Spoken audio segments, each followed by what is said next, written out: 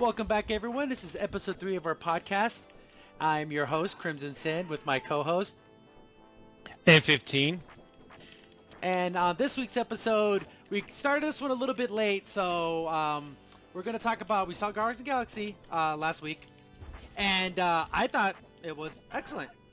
Marvel does it again. That doesn't disappoint. People didn't, did you prefer the first one or this one? I think I like them both equally. The first one. I say a little bit of the first one, but I think they're both pretty good. Good for different reasons. But the first one was good because it was completely out of the blue. And this one just, more of the same kind of fun stuff, and got to see cool characters, and of course the music and everything. It just works. Oh, definitely. I think also not only the music as a character, but the fact that these characters. In the second one, maybe the story wasn't as involved as the first movie, but still, when you look at it, you just want to see these characters, and they're so beloved, and just seeing Star-Lord again, and just what he does as a character, and how he's such a fun guy to be around, and just such a swashbuckler that we just like to see. Yeah, and just, all the space pirate basically is what these guys are. Yeah. Yeah. They do good things, but they kind of especially how in the beginning of the movie, Rocket basically just steals the thing they were supposed to protect. He ends up becoming a thief of it. I know, that's what's so funny, but that's just how Rocket is. He sees an opportunity, he'll do it. Even if it doesn't make him any money, he doesn't care. He just wants to do it. Yeah, it's so weird, because what were they going to do with it? It's just those battery things. He just wanted them because they told him he couldn't have them.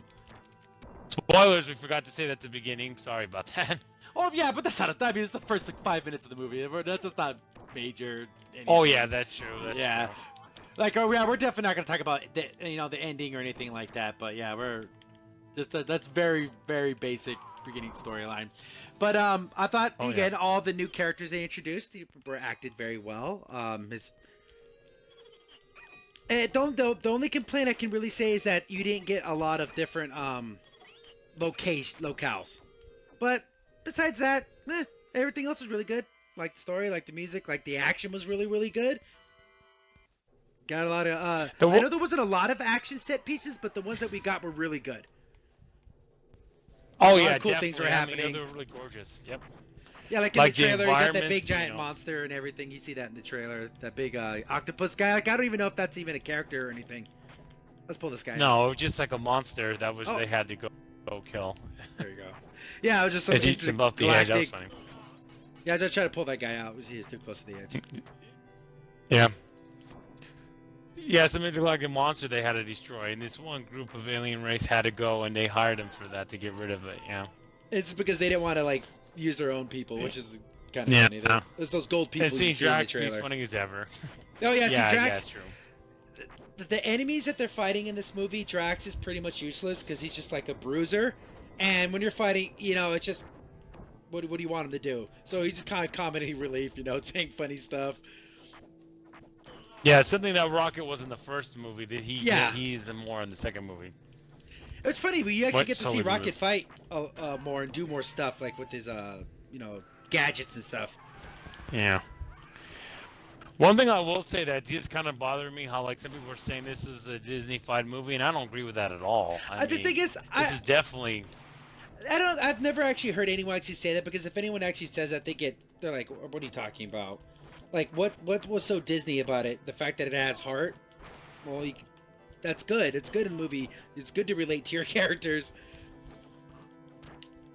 Because the action and the stuff that's happening is very un-Disney. Oh, yeah, very. I mean, a lot of things are happening like that movie. But that's just people just want to hear this on the internet, and everyone takes it and they run with it because that's what everyone's saying, and that has to be the truth, and it's not. But the thing is, I don't watch reviews. I don't listen to people's reviews or anything like that, because I know what I like, and I don't need someone to, validate my own opinion about something. But I think it's just popular thing to hate things. It just is. Oh, definitely. I have to agree with that too. And another thing too, I would say about this movie that I really think takes it to, the Guardians of the Galaxy to even higher levels in some ways, is the fact that it's just. You get to see the backstory of Peter Quill, and you get to see these characters grow from the last movie. You're like, oh wow, there's still that band of likable guys, and I just love it. I think it's really good. Yeah, it's definitely you know, franchise 1 and 2. Like they could do a 3, 4 as long as they keep this going. Like it doesn't feel stale at all. No, and the thing is, this was the third tier Marvel team. Oh yeah, This was the one that no one had knew no about. recollection of who the Guardians were. I knew Rocket and I knew Star-Lord, but just vaguely. Like but they took these run-of-the-mill nothing characters and made into a giant franchise. And I think, let me just look up the numbers. I think it's something like over 600 million, 630 million worldwide as of yesterday. There you go. So one more weekend, it's gonna hit $1 billion. And it's still not done. Yeah. Oh yeah, not crazy. That's just insane how much money these movies make, and then you get, you know, not to diss DC movies, but they're left wanting. DC had Guardians of the Galaxy property. They would have done nothing with it because they wouldn't know how to do it right. They just won it. Their track record's so mediocre. I mean, they can't even get Batman and Superman right. How are they gonna get? I mean, how are they gonna get Guardians of the Galaxy right? They wouldn't be able to. Yeah, like Wonder Woman's coming out soon, but I don't know. But yeah, Guardians of the Galaxy, it was great. Loved it. Definitely highly recommended. Even if you didn't like the first one, I think this one brings a lot more different stuff. So it's not just a rehash of the first film. Definitely worth checking out. I'm glad I saw it, and if I had the chance to see it again, I think I definitely would see it again. Oh, me too, definitely. And save for the whole credits. There's a lot of like. Oh yeah, there's like 7 endings or fun little things at the end. Yeah, there's definitely the most in a Marvel movie ever. Yeah, that's what makes it funny though. I think they did that intentionally, but yeah, that was good. So with that up, we're going to talk about the new Fox Bryan Singer directed TV show called The Gifted, which is X-Men mutant TV show. Yes, it is X-Men. Saw the trailer. I don't know if these are new characters. Did they make up these characters, or are they based off actual Marvel characters? I have not heard anything to my knowledge on that. I'm not sure, but yeah, it would seem like they might be new. From because what I their could powers tell. don't necessarily seem very recognizable. There was Blink. I know because there was that Asian girl with like the elf-looking ears. That definitely looks like Blink, but who can make the portals and stuff. Yeah, yeah. You see her for like Anywhere a in the world, second. yeah. You see her like for a second in the movie, or the movie, maybe it's a TV mixture. Series. Yeah. Of like mutants old and new. Maybe that's what it is. And I'm thinking the girl who has the jeez, I hit jump.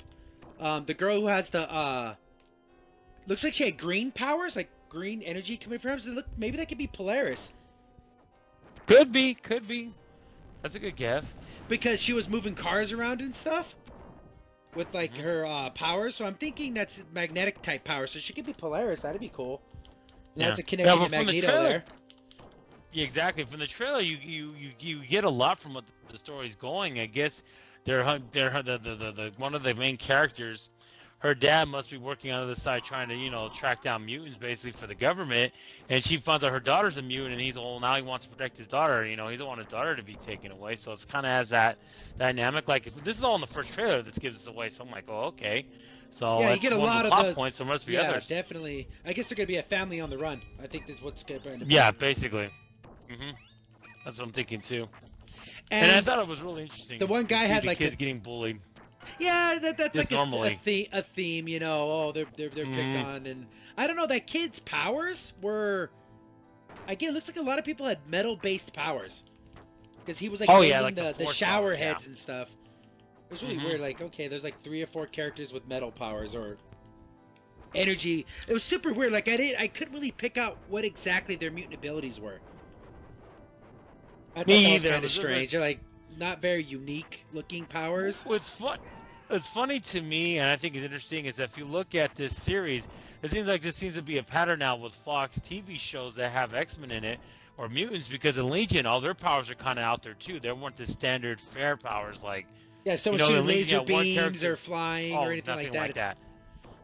No, it's like one where a guy is like 2 different people and the other person's a female and the gang guy's a male, and they're like 2 separate people, and they can merge anytime they want. So it's kind of more out there, surreal powers. Not something you would see in a movie setting, but it works perfect for a TV show because you can develop that into something. It's just it was kind of cool though. You see that the guy had a Sentinel program shirt, and those little robots are like little baby Sentinels. So I maybe know, by the right? end of the series, we'll get the big purple Sentinels that we love from the 90s. Exactly. And let's see if these are going to tie in with the movies anyhow. I mean, they talk about the characters. Yeah, You know, they say X-Men, they say the Mutant Brotherhood, so these things exist in this world, which is cool. Is that definitely? So is this going to come down the line in a movie franchises? Who knows? I mean, or is this just side stories? You know. And what's our timeline on this? Does it take place after X2, X3? Did X3 not count? Days Future Past? I'm sure there's a lot of questions. Days Future Past. Yeah. We don't know exactly. But yeah, so definitely we'll check it out. Didn't look stupid. I wasn't feeling Cloak and Dagger when I saw that trailer. I wasn't feeling it. I'm feeling this. This looks like something I could definitely give it a chance of maybe watching 3 or 4 episodes. Yeah. Because something like Cloak and Dagger is gonna have to blow me away for me to watch it. Oh yeah, the funny thing is, there's all these Marvel TV shows coming out about mutants now, and it's like, hope this is going to be overkill for a lot of people because you have these 2 mutant shows, and then you have, you know, the Inhumans on the Disney side. So yeah, you have Inhumans, and then the New Mutants, which is an actual movie. Yeah. So like, is that going to play into this? Because you would think New Mutants would, and then the Runaways. That's another X-Men mutant TV series. That's what I'm saying. On Hulu. Yeah. So yeah, we got a lot of comic book properties being turned into TV shows and movies. Where are we hitting saturation? Oversaturation. Yeah. Oversaturation, definitely. I agree with that. I think and that's not counting the DC stuff. No. Because we still have they're even making Arrow, more Gotham, DC shows, so. Supergirl, Flash. Yeah, Flash. Legends of Tomorrow. Yeah, I think Supergirl being the weakest of all of them. Not bad, just definitely the weakest of all the DC shows. Oh yeah, I mean, it's not terrible, but it's just what it is. When you have such things like, you know, Flash is doing phenomenal. I mean, that and Arrows and shows like that just have more of a history to go off of, you know. But yeah, instead of just being limited. A lot of things to look forward to, but I'm worried again about too many. We're getting to the thing where I me too. Non-stop comic book shows. And it's so funny because growing up, you always wanted that. Like, oh man, it'd be so cool if there was like all these comic books were made into movies and shows. And now that we're getting it, well, I don't know. You're like, yeah, I'm not so sure. Well, it's funny. That's the same thing I used to think about when I was younger. Like, oh, wouldn't it be so cool when when I wake up Saturday morning and watch like what were they called? The GameSpot TV show for a half hour for video games. Oh yeah. That's so cool. Wouldn't it be cool to get a network, and we did, and it like G4, and it didn't turn out to be as great as we thought. Like I think that's the case here, you know. Yeah, all of them can't be winners. That's just the truth of anything. Like you can't make everything. Yeah, perfect. On television, no matter what. Yeah. Oh, sorry, I had a bunch of. Well, grab it. I don't. Oh, I got full magic. Oh, I thought. Oh, sorry, I looked at it. I'm on the left. Okay. But yeah, definitely gonna be kind of cool. Kind of be worried there might be a little too much, but you know, the market will bear what it can bear. If we can have 10 comic book shows and people are watching. That's so true. I agree. And lastly, we have Sega. Dang. We have Sega announcing that they want to bring back old IPs. Yeah, for example, the game we're playing right now, Golden Axe, hasn't had a good game in 20 years. And they want to bring back old franchises because I guess they've been making pretty good money. The Persona games are selling really well. The Yakuza games are selling really, really well. So I guess Sega's willing to maybe take some chances on some old IPs that haven't been touched in a while. I would love to see a new Golden Axe, just like this, where it's just a side-scroller. Don't try to do anything more than it is. Like, they did that whole, I think it was on the 360, it was like called Beast Rider or something. No, we don't want all that extra craziness. It's just not worth it. Just like this, clean up the graphics, but still make it look like it could be in an arcade game from the 90s. And I think the same goes for Ultra Beaster and Street of Rage. Yeah, just give me 2D. I just need 2D, maybe a little updated graphics, and we're good. Yeah, and Ultra Beast, Streets of Rage, Alien Syndrome, like all those old classic, you know, that'd be fun. Sega games that literally made Sega what it was. You want to get Sony continues? Are you down and out? Yeah. Oh wow. Yeah, I'm down and out. But definitely would love to see that the RPGs, the Fantasy Stars, Shining Force, beyond Oasis, there's just so many properties Sega could just tap into. Oh, definitely, I agree with that. I mean, there's you think about the infinite ones that you could do. There's just you think of that. You even stuff like I think they could do Mad World. They'd have a lot to tweak on it, but I think that could even work, even though it's not super old.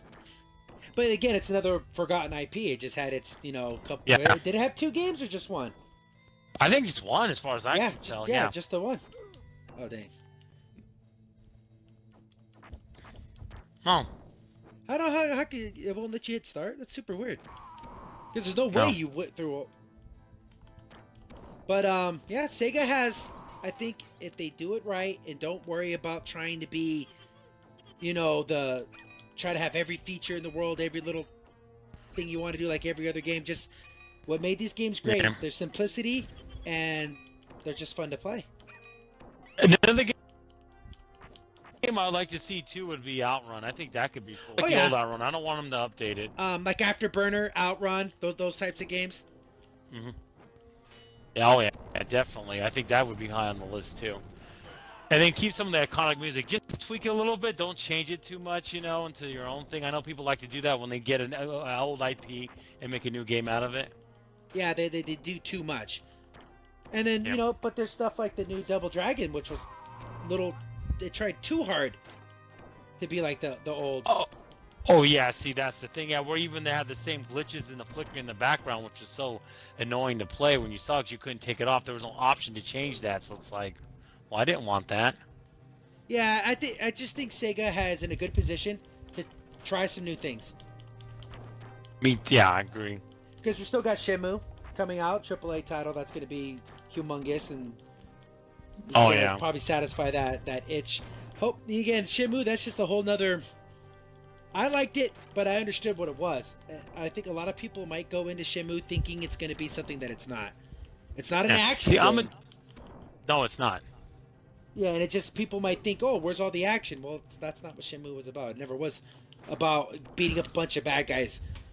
You cared about the story. You cared about the character. You wanted to see Ryu get through this and avenge his father, or find out the secret behind the medallion and all that stuff.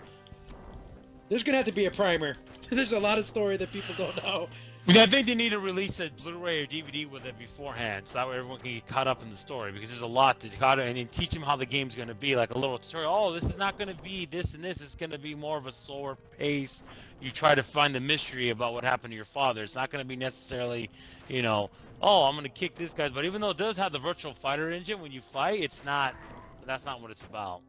Yeah, it's not a beat 'em up. Even though it kind of looks like it would be a beat 'em up, it's totally not.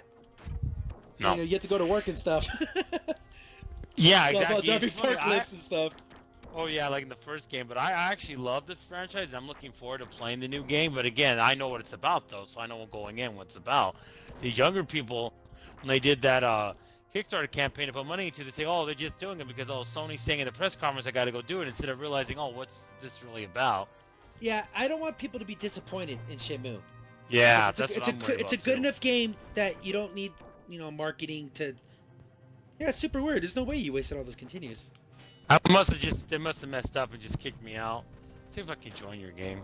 I'm still watching your game though. You're at the last part anyways. And Death yeah, so I already. But yeah, definitely Sega, take some chances, but understand what made these games great. Don't try to take a great game and add stupid stuff that people don't want. Like they did with Sonic so many years. No one wants Sonic running around the town talking to people. Booyah! And the thing also, you got him perfect. But what also I didn't understand is how people got really mad at that too. They literally got mad like when they remade Turtles in Time and made it to new graphics. I didn't see a problem with it. So sometimes some people will get mad when I didn't think there was reason to.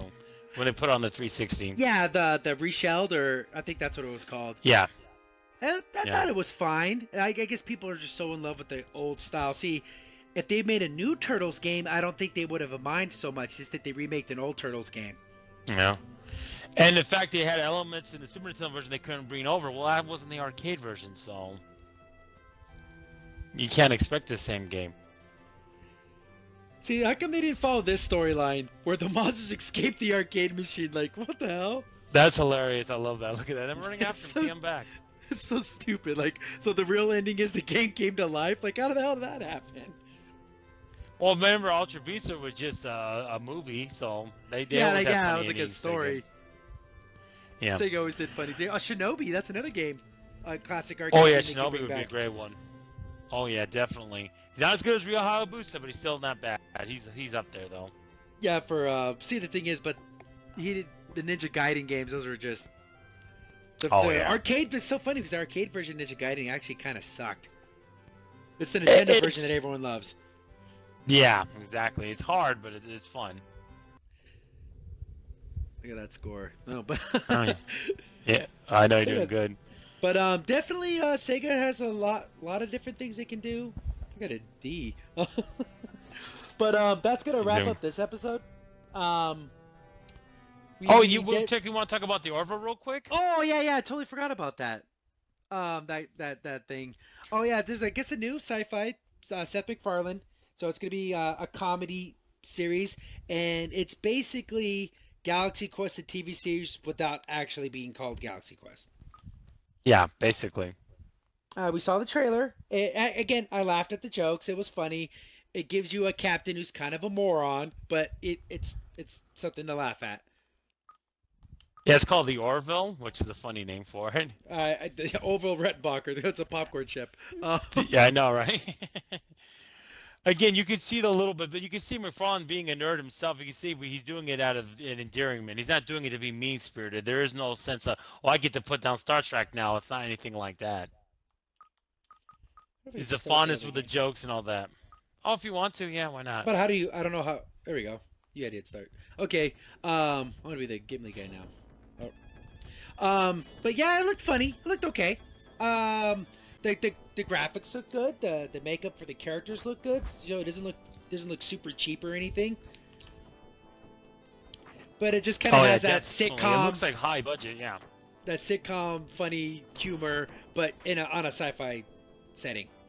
Yeah, basically like you said earlier when we were talking about this earlier today, it's like it feels like they took regular people and put them in this future setting. That's what makes it funny. Like people from like today. How would have normal from stuff. Yeah. Like for somehow people with their same kind of problems and hang-ups, but in the future. Let's see, like in Star Trek, where you can see that humanity evolved. In this future, no, we're exactly the same like we've always been. Except we got ships now. We're all united on the planet. But yeah, that's funny. So, but as well, I mean, I wanted to. I mean, with McFarlane, he's so popular. Maybe that popularity alone will get it to stay popular, and people will watch it and give it a chance. So. Well, he did that Western movie, 100 Ways to Die or something, and that movie bombed. Oh, did it? Oh, that's yeah. Like I remember seeing trailers for it, and it just bombed. So. McFarlane isn't, gold, but this one actually looks interesting. It definitely looks like it'll make you laugh. It'll make fun of sci-fi tropes. It'll make fun of the things that we come to love about Star Trek and Star Wars. And I'm pretty sure they're gonna just lampoon a lot of those ideas. And I know a lot of geeks get mad at things like that, but give it a chance, guys. Seriously, don't take it too seriously or get mad or offended. I don't think, like I said, it's not being done to be mean. There's no malice in the material if you look at it. It looks like it's being done in jest, and give it a chance. Because he's a nerd at heart, but he's also a comedian too, so... Yep, that's true. So I think that's why he can work on that level. And it's funny, it's his first live action that he's doing a major part in, which could be interesting too. I'm trying to think. I don't think he's ever done a big live action thing. No, he's done bit parts in movies, but never done, in shows, but never as a main character. Especially TV. He did lots of voice work and stuff, but not like actual live action. Nope. This should be interesting to see how he takes it, but so far it looks promising. I want to see some more, and I'm sure when San Diego Comic-Con comes out, we'll probably get a just watch this episode and also and people or at least not get around. An extended preview, it's going to be a longer preview, probably about 10-15 minutes, if not the whole first episode. I agree with that, definitely. And so is there anything else? I think that's going to wrap it up because we do have that's it. The Destiny reveal for Destiny 2 is going to be on Wednesday, and we'll do a preview of what we want to see in Destiny 2, and then we'll do a reaction to what we saw the next day. So we'll have 3 videos out this week since we took a little. And we'll be back to our standard one again. Yeah, go back to the standard. Yeah. But just Destiny, definitely looking forward to that. It's gonna be fun, and so it's gonna be an all Destiny show next time. Yep. So that's gonna be it for us. Signing off, Crimson Sin. And I'm M15. Okay, thanks for watching, guys. See you next time. See you next time.